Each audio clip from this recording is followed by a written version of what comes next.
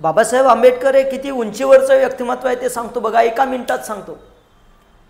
जगातल्या सगळ्या कृषी तज्ज्ञांना ज्या एका कृषी तज्ज्ञाचा अभ्यास करावा लागतो ते कृषी तज्ज्ञ म्हणजे डॉक्टर बाबासाहेब आंबेडकर. जगातल्या जेवढे अर्थतज्ञ आहेत त्या सगळ्या अर्थतज्ञांना, इकॉनॉमिस्ट सगळ्या अर्थतज्ञांना एका तज्ज्ञाचा अभ्यास करावा लागतो, ते अर्थतज्ञ म्हणजे डॉक्टर बाबासाहेब आंबेडकर. या जगाच्या पाठीवर अनेक धर्म आहेत, या जगाच्या पाठीवर अनेक जाती आहेत, या जगाच्या पाठीवर अनेक पंथसुद्धा आहेत. आणि या धर्मग्रंथांना जेवढा धर्मपंडितांना जेवढा अभ्यास आपापल्या धर्माचा नव्हता, अशा जगातल्या सगळ्या धर्माचा अभ्यास केलेला धर्मपंडित म्हणजे डॉक्टर बाबासाहेब आंबेडकर. या देशात अनेक जाती आहेत, या देशात अनेक पंथ आहेत, या देशात अनेक भेद आहेत, हे सगळं बाबासाहेबांना माहिती होतं, सगळं माहिती होतं. मग प्रत्येक जातीचा मातंगांना मातंग कोण आहे, मराठा कोण आहे, मराठ्यांना मराठ्याचा, माळ्यांना माळ्याचा, मातंगाला मातंगाचा, धोब्याला धोब्याचा, जेवढा अभ्यास प्रत्येकाला आपापल्या जातीचा नसेल त्याच्यापेक्षा जास्त कितीतरी पट जास्त अभ्यास एकट्या माणसाला डॉक्टर बाबासाहेबांना होता. म्हणून डॉक्टर बाबासाहेब आंबेडकर. कळते तुम्हाला? प्रत्येक जातीचा अभ्यास बाबासाहेब आंबेडकरांचा होता आणि म्हणून डॉक्टर बाबासाहेब आंबेडकर ग्रेट आहेत आणि म्हणून त्यांनी संविधान लिहिलं आहे. कारण तो माणूस खूप डायव्हर्स होता, है ना. या जगाच्या पाठीवर ऑक्सफर्ड युनिव्हर्सिटीने केलं की या जग घडवणाऱ्या तब्बल 100 लोकांची यादी तयार केली. किती? 100 लोकांची. पूर्ण जग घडवणाऱ्या मोठं जग घडवणाऱ्या 100 लोकांची यादी तयार केली आणि त्या यादीमध्ये पहिलं नाव आहे तथागत सिद्धार्थ गौतम बुद्ध, दुसरं नाव आहे वर्धमान महावीर, तिसरं नाव आहे चक्रवर्ती अशोक सम्राट आणि चौथं नाव आहे डॉक्टर बाबासाहेब आंबेडकर.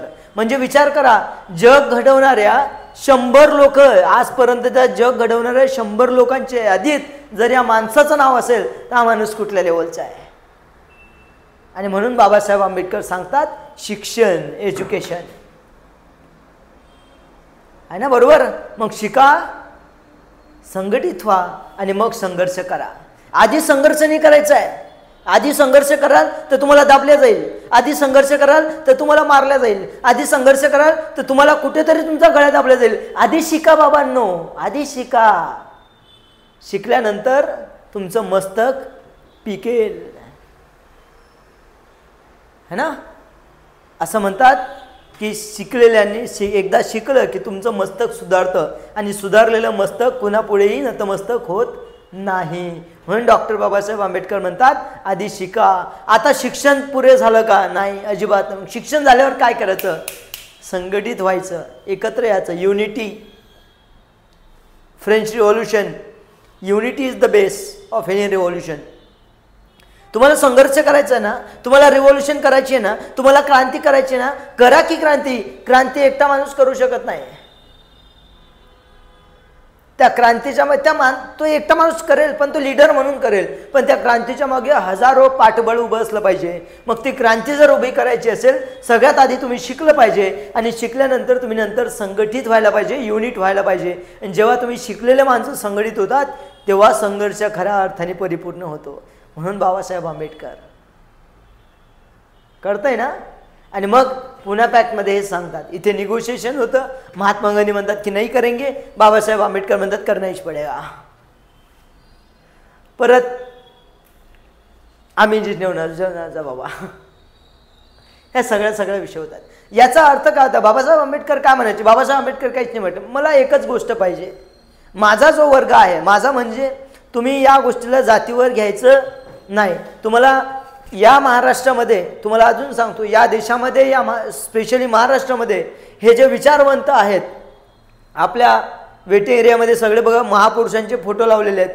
हे जे महापुरुष आहेत, या महापुरुषांना आपण जातीपातीत वाटून घेतलं आहे. गड्यांनो लक्षात ठेवलं पाहिजे. अरे बाबासाहेबांना एका जातीपुरतं ठेवलंय, छत्रपती शिवाजी महाराजांना एका जातीपुरतं ठेवलंय, छत्रपती संभाजी महाराजांना जातीपुरतं ठेवलंय, महात्मा ज्योतिबा फुले एका जातीपर्यंत, सावित्रीबाई फुले एका जातीपर्यंत. का? ज्या माणसाने आपली जात पात ओलांडून, धर्म बिर्म सगळं ओलांडून एका पलीकडे समाजामध्ये काम केलं, तो समाज त्याच माणसाला आज कुठेतरी जातीमध्ये विभागलेला आहे. कळतंय तुम्हाला. आणि मग ज्या दिवशी या महापुरुषांना आपण जातीमध्ये एका पर्टिक्युलर एका बॉक्समध्ये टाकू, तेव्हा त्या महापुरुषांचे विचार आयसोलेट होतात. आणि आज या विचारांना एक्सपांड करण्याची गरज आहे. या विचारांना प्रत्येक माणसापर्यंत, प्रत्येक विचारवंत, प्रत्येक पुरुषापर्यंत, प्रत्येक विद्यार्थ्यापर्यंत, प्रत्येकापर्यंत पोचले पाहिजेत. ही आपली तळमळ असली पाहिजे.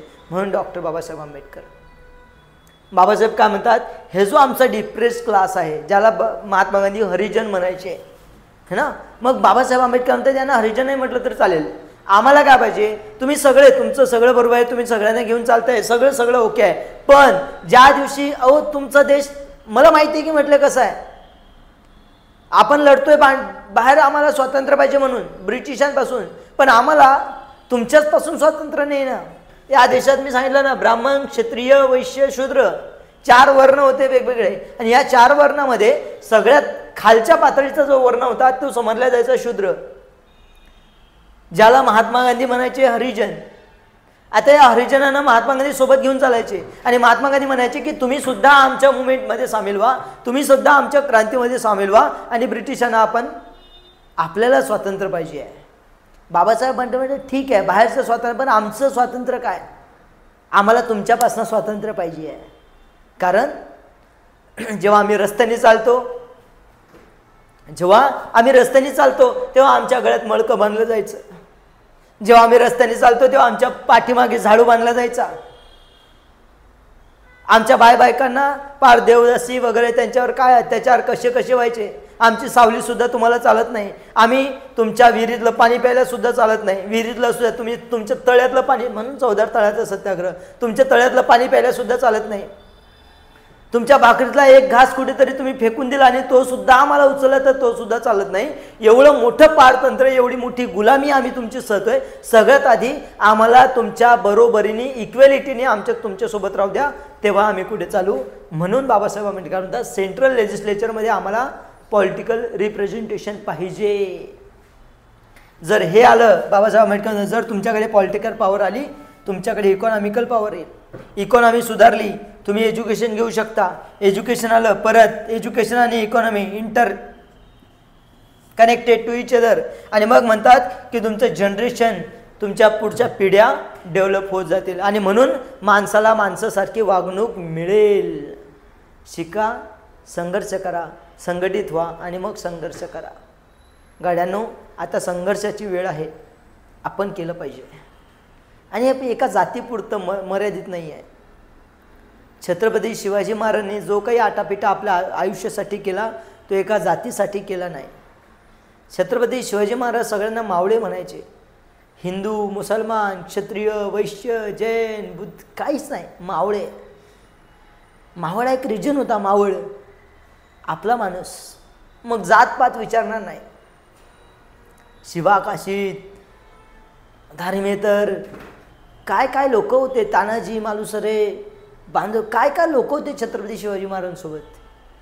कोणाला कोणाची जात माहिती नाही बघा. प्रत्येक जण एकाच जातीसाठी लढतोय, आणि ती जात म्हणजे स्वराज्याची. आणि त्यांचा धर्म होता आम्ही मावळे, सगळे आम्ही मावळे छत्रपती शिवरायांचे. कळलं का?